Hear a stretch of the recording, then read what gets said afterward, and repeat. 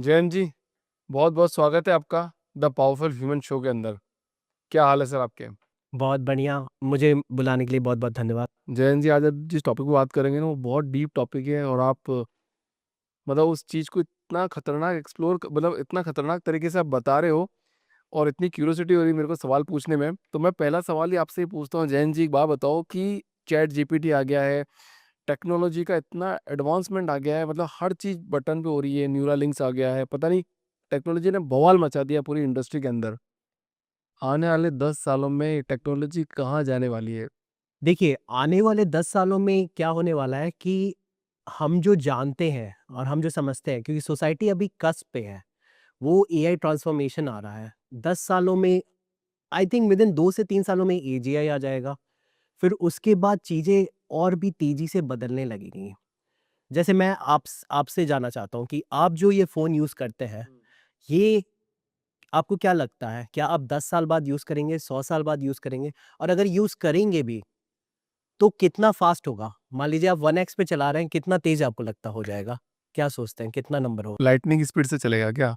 नहीं, वही तो यहाँ पे आपका आ जाता है इंटरेस्टिंगली हम लोग इस फिज़िकल वर्ल्ड के कंस्ट्रेंट्स में बंधे हुए हैं हम।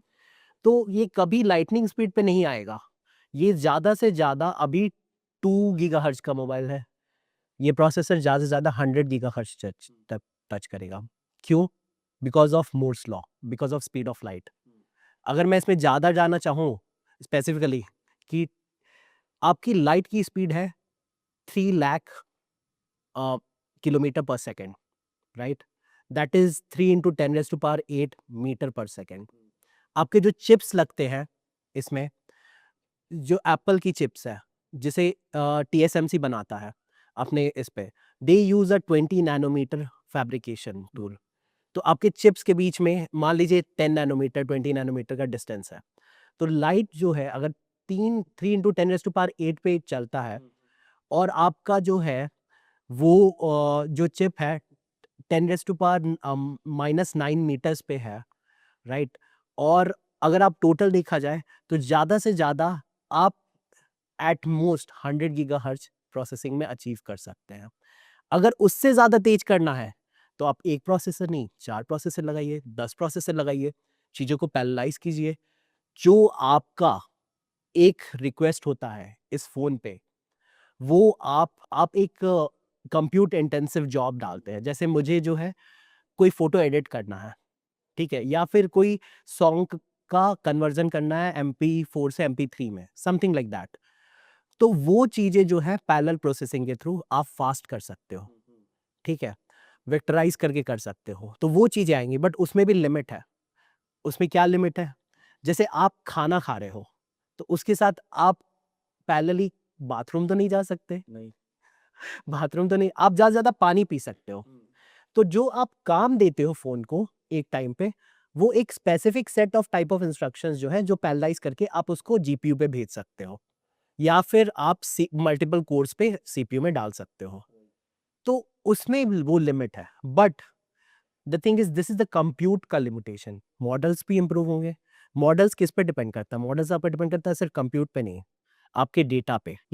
जो एआई मॉडल्स हैं, आपके जो एलएलएम्स हैं, chat GPT, perplexity, deep seek, Meta का लामा मॉडल, ये सारे जो हैं धीरे-धीरे और एडवांस होते जाएँगे। एडवांस होते जाएँगे तो किस तरीके से एडवांस होंगे? लेट्स से आप अभी क्वेरी मारते हो या वॉइस कमांड देके यूज़ करते हो। कल को क्या होगा? इन मॉडल्स के ऊपर लोग टूल्स लिखते थे पहले कि चलो मुझे जो है एक टूल जो है वेब सर्च करके डेटा निकाल के दो और उस पे जो है मेरा क्वेरी आंसर करो।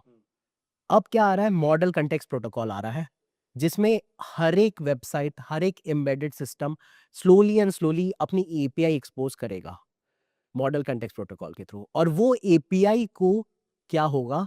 बेसिकली हम अपने डिफरेंट एम्बेडेड डिवाइसेज़ से basically I would just give you one example. आपने न्यूरालिंक का नाम लिया, राइट? आपको पता है वो एलन मस्क की कंपनी। बहुत जल्दी क्या होगा कि आप जो है एक न्यूरल चिप लगा के घूमोगे। It can be invasive, invasive in the sense कि सर्जरी करके अंदर डाला हो, और it can be non invasive. आप कुछ ऐसा लगाओगे which would help to capture the signals from your brain and then basically convert it to electrical signals, send it to these smart models, AI models, and then get you relevant work done. And these AI models would be residing in all different kind of, I would say, machines. अभी आप Google Home, Alexa, Siri ये सब में देख रहे हो। धीरे धीरे क्या होगा, आपके कार में आ रहा है, आपके फ्रिज में आएगा।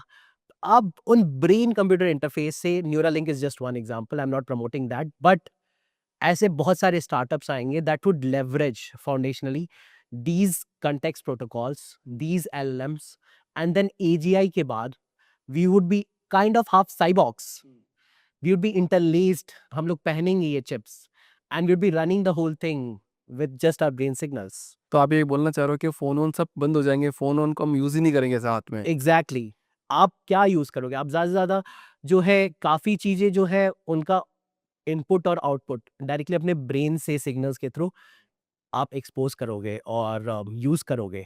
इवन लाइक आप चाहो तो मे बी टीवी देख रहे हो, तो आपने जो सोचा कि आज मुझे लेट्स से ये पॉडकास्ट देखना है, ऑटोमेटिकली चल जाएगा आपका यूट्यूब पे। अभी क्या करते हो, ज्यादा से ज्यादा बोलते हो ना कि hey Google home, hey Siri play this podcast, so that would automatically do it. Room का टेम्परेचर कंट्रोल करोगे अपने इसका, all with your brain signals. So that is the next level after AGI, artificially interlaced humans. We would be half cyborgs. हम already हो गए हैं, मतलब हम पूरे दिन इंस्टाग्राम पे टाइम पास करते हैं, पूरे दिन मशीन में घुसे रहते हैं, बट 10 साल बाद का आपने पूछा, 10 साल बाद का 2 साल से 5 साल में AGI आएगा।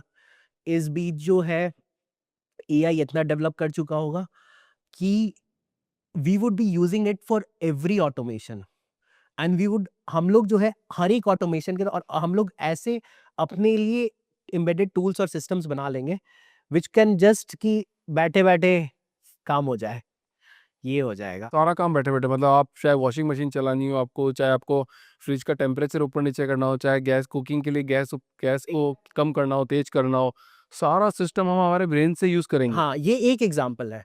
एक और आया, आपने एलॉन मस्क की XAI सुनी होगी। उसने किम कार्दाशियन को रिसेंटली एक ऑप्टिमस प्राइम रोबोट गिफ्ट किया था। ये पता है आपको? राइट, न्यूज़ में सुना है। न्यूज़ में सुना होगा। ऑप्टिमस प्राइम, इसी जो आपका टेक्नोलॉजी है चैट जीपीटी के पीछे, सेम टेक्नोलॉजी उस ऑप्टिमस प्राइम में यूज़ होता है।